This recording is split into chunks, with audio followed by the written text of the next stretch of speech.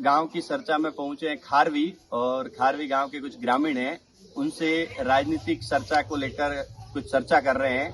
शंकर भाई, ये बताइए कि जैसे बीजेपी से देवजी पटेल को टिकट मिली है और सुखराम जी बिश्नोई हैं जो कांग्रेस से प्रमुख दावेदार है, तो आप किस नजर से बीजेपी की टिकट को देखते हैं, या यहाँ का क्या गांव स्तर का क्या माहौल है?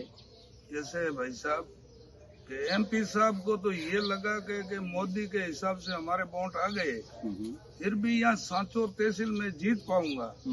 5,000 से ज्यादा पब्लिक आपको वोट मिल पाएगा नहीं। या टिकट या दानाराम और जीवाराम को किसी को दिया तो 50,000 से जीतेगा बहुमत से। सुखराम बिश्नोई यहाँ का इतनी आतंकवाद फैलाई हुई है, हर गांव के अंदर सुखराम को नहीं चाहता है बिल्कुल। पर टिकट तो आखिर कहीं न कहीं बीजेपी पार्टी ने दिया है। पार्टी ने दिया तो लेके बैठ जाओ उसके पास, घर पे सो जाओ, उनको गांव में तो आने नहीं देंगे। नहीं, वो 15 साल से सांसद है, कुछ विकास। अरे वो मोदी जी के पीछे है। आप ऐसे करो कि वार्ड पंच में कौन से गांव में जाके खड़ा हो जाओ, देव जी को बोलो कि 10 वोट आ जावे तो मैं शर्त लगवा दूं। वो लगातार जीत रहे तो मोदी से रहे हिसाब से। चुनाव प्रचार में भी लगातार जा रहे हैं। कोई उनको आमकार नहीं देता, बैठने नहीं देता है, बैठे रहते हैं, आके बोलता है नहीं, वापिस चला जाता है। 2-3 आदमी उनके साथ में। यहाँ वोट मिलने वाला नहीं है। एमपी साहब को बोलो धन्यवाद, आप आपके घर पे जाके सो जाओ।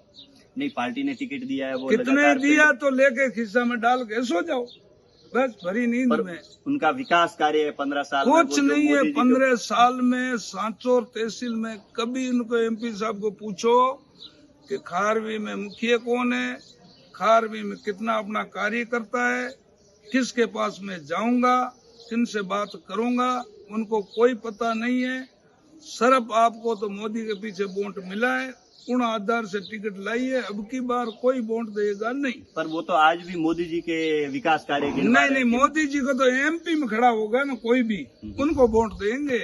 एमिला मोदी जी का कोई लेना देना नहीं है।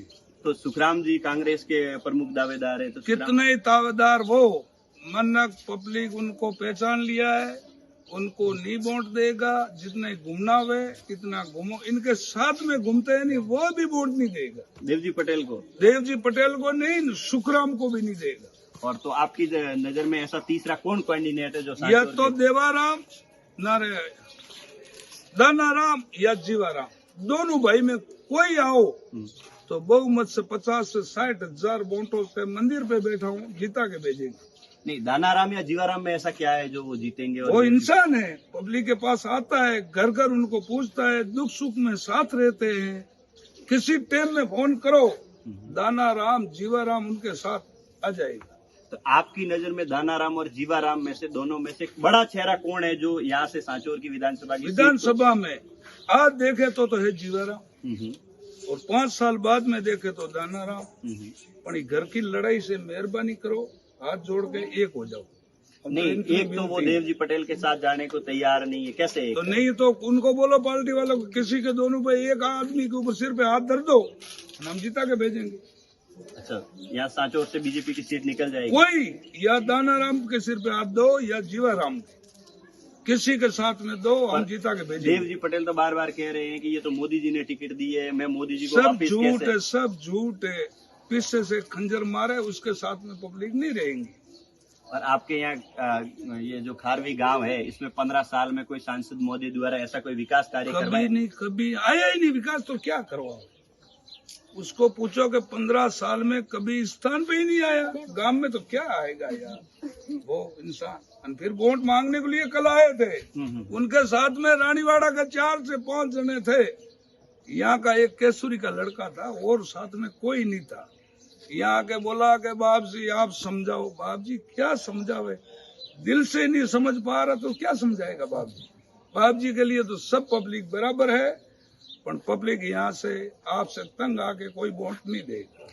धन्यवाद। ये थे हमारे साथ खारवी के ग्रामीण शंकर भाई, और इनका कहना है कि पार्टी टिकट को लेकर पुनर्विचार करे, और पुनर्विचार में ही पार्टी यहाँ से सीट निकाल सकती है।